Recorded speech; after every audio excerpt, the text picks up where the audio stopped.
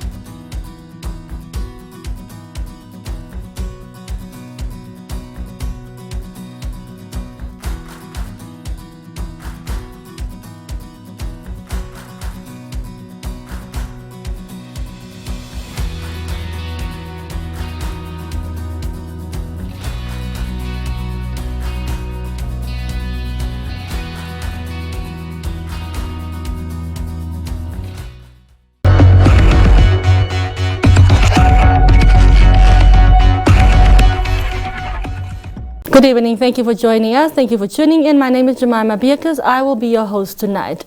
This evening, we will have in studio with us the General Secretary of the Manwu Union, the Metal Allied Namibian Workers Union, Ms. Justina Jonas. Thank you for joining us, Ms. Justina. Thank you very much, and good evening. So, as we all know, COVID-19 has caught us all by surprise, and we are sitting with an unfolding economic crisis. Most importantly, a labor crisis.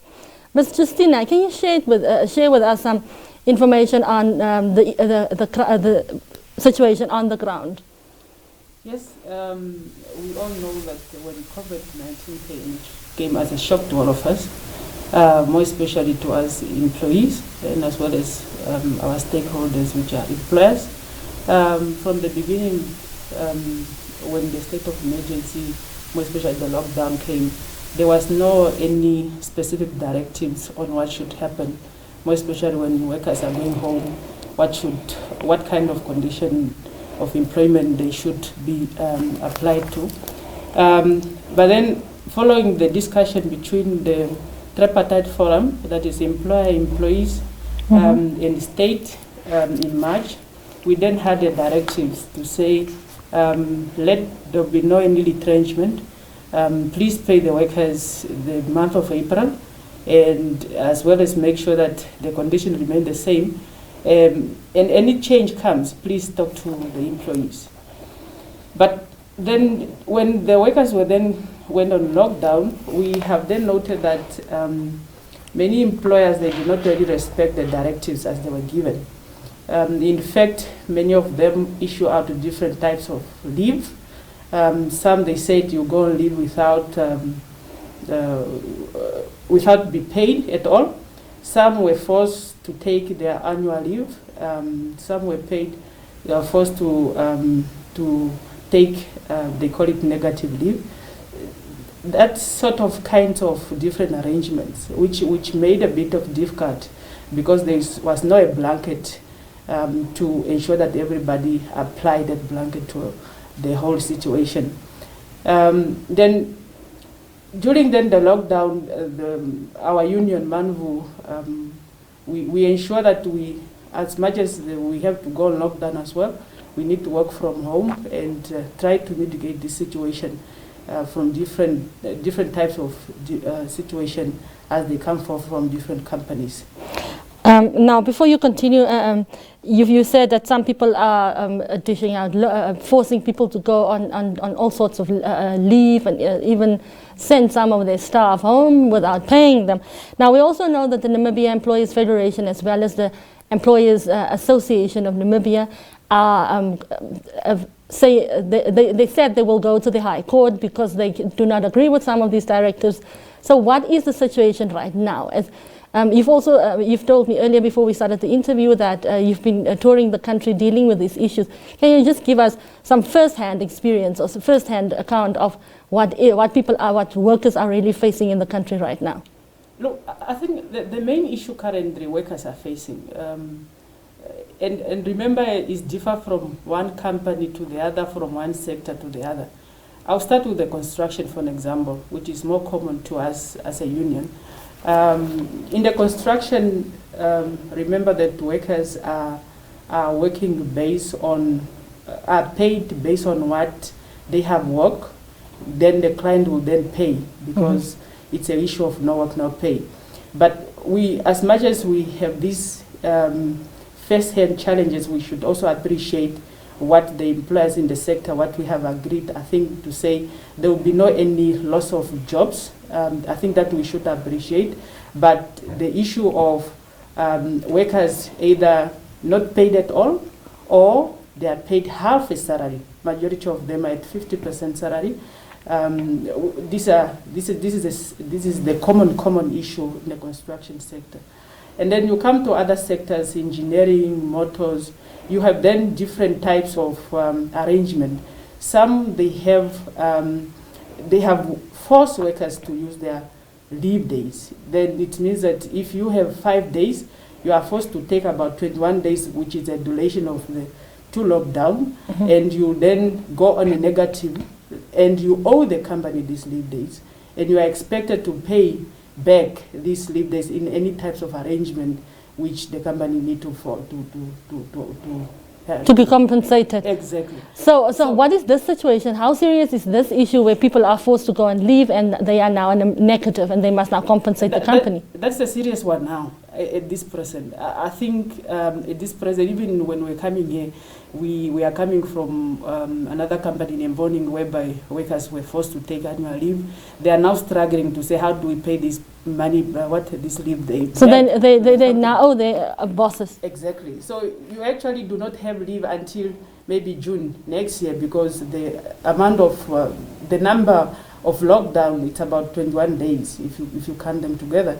Then it means that you are in a negative of 21 days, and you are expected this money, these days, you owe them to the company, and you are expected to pay them back. These are serious issues which you are currently dealing with, and you are then forced to tell the company what you did is not right. First one, you were supposed to consult and negotiate.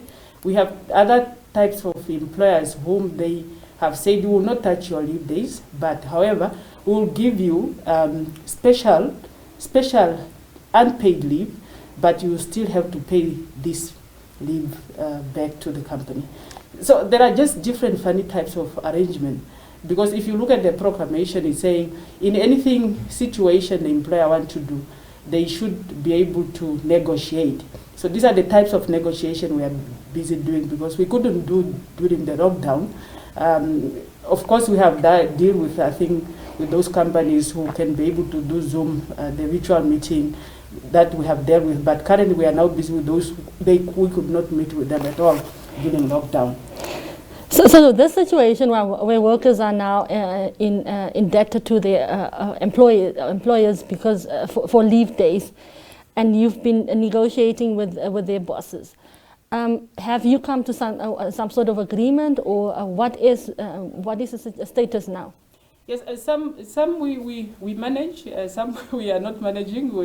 We are then in the issue and say what next. But I think the positive one is to say those we are busy now dealing with, they are positive, and to say we can either spread, because COVID did not come to punish workers. It must not be a tool to punish workers. But does it look like workers are now being punished? I think for us as a union, we are seeing that it's kind of a punishment to the workers. To say you did not work, this is what we should do, your government, like other employers saying this is what your government is saying, but at the end of the day we are saying we are all in this together. Let's find solutions, can be able to fairly have a fairly condition of employment at the workplace, whereby you do not have workers who are not happy at work, which you are expected to produce what you expect them to do, but we're also saying at the same time, whatever we negotiate must also be able to sustain the company, because that is where our bread and butter issue lies in this company. So we also have an obligation as an employees to look after this entity, because we also depend on it. But I wanted to come back to the issue of the employers going to court. I think it's very important. In April, Manwu launched a campaign, which we did it online through Facebook, WhatsApp. We also sent posters via email. We reach about 5,000 people. And we are saying, look, let's keep the job, avoid retrenchment, but at the same time, let's respect the principle of collective bargaining, which is giving employers and employees rooms to negotiate for the situation we find ourselves in. So we were a bit shocked when we were now following the event of the employers to take government to court or to challenge the proclamation. But our position is to say, I think their employers were very positive, which we know that some of them are members of this association, but they have opened their doors to negotiate. And we are actually finding very better solutions to mitigate the situation we find ourselves in. And also maybe just to highlight this, yesterday we were just doing analysis to many companies we are operating as a union of workers. We represent those companies. And we realize that we haven't up to today really received any notice of retrenchment based on the relationship through the recognition agreement we have with these companies. We haven't, probably still yet to come because we do not know the situation where it's heading to. But up to today, I think that is a scenario we are sitting with. And that only giving you a picture that the employers, as much as they go to court, I think other employers are more positive to find solution than run to court and waste more money than just to sit with the employees and find a amicable solution. Ms. Justina, earlier you said you are more familiar with the construction industry, which you deal with, obviously, most prominently. We also know that the construction industry has been bleeding in the last 5 years. What is the situation right now? Look, the situation of the construction industry, it has been a very worrisome issue to us as a union. I think being a bargaining agent of the sector, we have been very local on challenges facing the sector.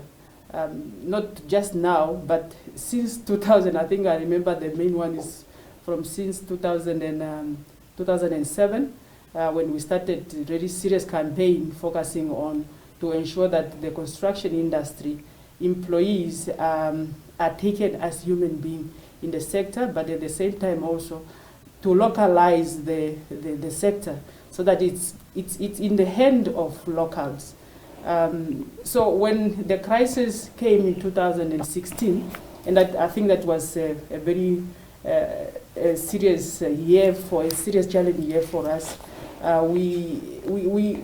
we have embarked on engagement with various stakeholders, and the main one were the Ministry of Finance, Ministry of Works, and other ministries, whereby we engage them and say this is what is happening. But then we also recognize that there were mistakes done before the decision was taken in 2016.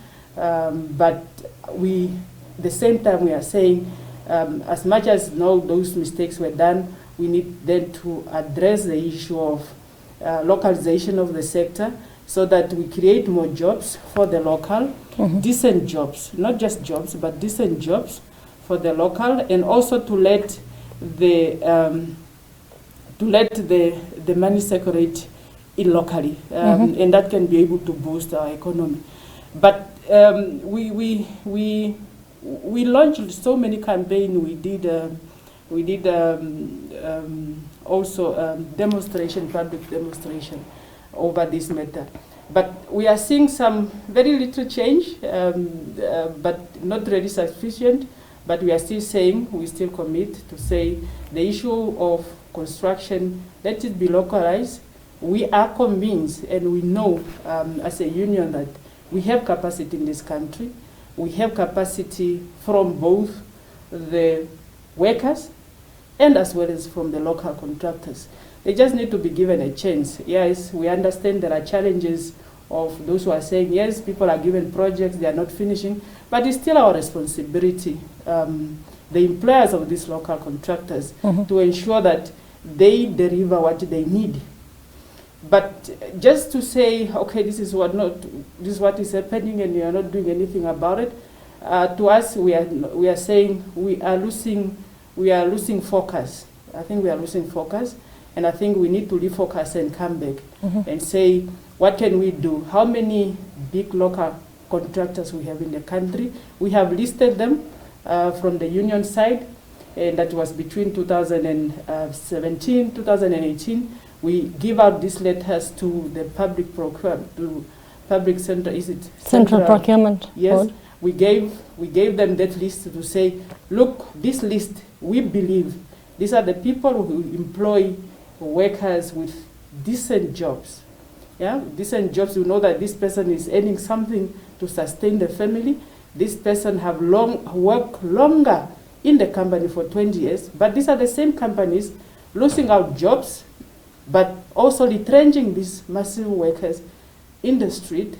But when they are going to go to the other projects which are given to the other contractors who are foreign contractors, they are now subjected to precarious work.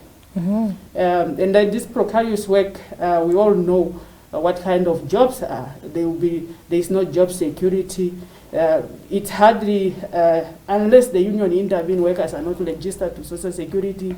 Workers are given 3-month contract. So it's just a mess up of arrangement. Only when the projects are then notified to our office, we will go in, is when these things are running very slow, smoothly, but very, very slow compared to the local contractors. Now, Ms. Justina, can you just give us a bit of information as to, in your view, what do you think are the factors that is holding government or Namibia back in terms of localizing the construction industry? You know, we in our engagement with lot of these stakeholders, I should say that there is a political will to say let's localize, but probably the issue is an issue of implementation on probably how they can do it, although they can still do it. I'm not too sure if I can list those ones, because for me, as a union leader, representing these workers, I believe that as a country, anything is possible. Anything is possible.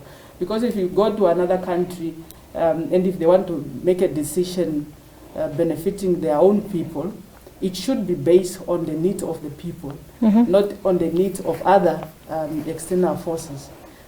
For me, I think is to say our government has the capability to change the situation if they really want to. If they really want to. I don't think there's anything we need to list. I think they can. It's just a matter of probably either how or when, those questions. But at the end of the day, for me, it's not about what kind of factors, whatever. It's an issue of saying we can do it. It's just a matter to say when can we do it. Is there a will to do it? Sorry for jumping in. So there's obviously we know that there's there's a perception that the Chinese are dominating the construction industry. Is that a fair observation in your view? Look, either now it's fair or not, Manwu has been one of the union very vocal on the issue of the Chinese. Until such a time we are convinced otherwise, we need to ensure that the interests of workers are considered. Is when we will be able to say, okay, probably our understanding is different. Look, if you compare to all the big capital project in this country, currently now ongoing, you will realize that those projects are in the hands of the Chinese. As much as they may gonna say it's not true or not, that is what we see, because some of these capital projects we visit, we engage with, they are in the hands of the Chinese. it's something which is very clear, as much as we don't want to admit it. To us, that is what we see, and because we are on the ground, we are the one organizing these workers, we are the one talking to them on a daily basis, and when these projects are coming, the first people to be requested to go to this site, it's us, and that's what we see. I don't think to say it, to us, fair or not, it's a fact what we see on the ground. Now, Ms. Justina, the Chinese has also been criticized a lot for mistreating their workers. What is your observation, especially now with COVID? Look, the issue of Chinese mistreating workers, unfortunately, it's not only in Namibia, but all over Africa. Manwu is affiliated to BWI. It's a global federation whereby we do project mapping following the multinational companies in the construction sector. And 3 years back, we have introduced to follow all the multinational companies, the Chinese multinational companies in Africa, and also to understand their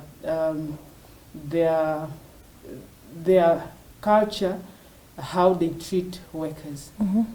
And we have found that there's a common practice all over. And this common practice is the same exactly what is happening in Namibia. And those mistreatment towards workers, it have then given us as a union a good strategy on how to deal with them commonly. So what applies to, for an example, a SWAPO headquarter project, if we go there, if they are not complying, the same thing will apply to China Railway at the highway. The same thing we're going to apply to AVIC, which is going to continue with Hosea Kutako. So we then have a standard strategy on how to deal with them equally, because they behave the same thing, they behave the same. And how is this behavior? This behavior is to say they come in the country as a new company, exactly new, just new, and they will come with a new whole set of Chinese management, including foremen.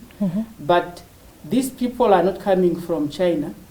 They are actually sourced all over Africa, because they will be having a lot of projects in Africa. They will be sourced from all over Africa, and then they will bring them to the new project, which is in Namibia. Once they bring them there, they will then have different views on how to deal with the employees. You will then have a project manager who doesn't speak English, and they will bring in a HR probably from Zambia who speak English, but then the HR will then be controlling the project manager, but at the same time applying the same attitude he was doing in Zambia, in Namibia, to say what he was doing in Zambia, probably because there was no union, should apply it here. They will then not be able to not comply with the minimum wage in the sector. They will be having these things of hiring and firing. They will be then having workers given 1 month to 3 month contract, even the project is for 3 years. And then issues of sexual harassment for women, young women who have been cleaning on site, because those are also common, very common, common practices by them. So those kind of practices. So, but then we are saying, as much as you come in this country, we'll deal with you in line of our country. But then at the same time, we're also saying, construction, it's a limited project. You know, the duration is limited. I will not have time to fight with you at the Office of Labour Commissioner, because by the time I'm going to finish that process, the project is finished. The moment I got on site and the issue of health and safety is compromised, it means that the whole project is already compromised. Then we'll deal with you harshly, the best way we know. Okay. Thank you for joining us in studio, Mr. Jonas. Thank you for tuning in. God bless.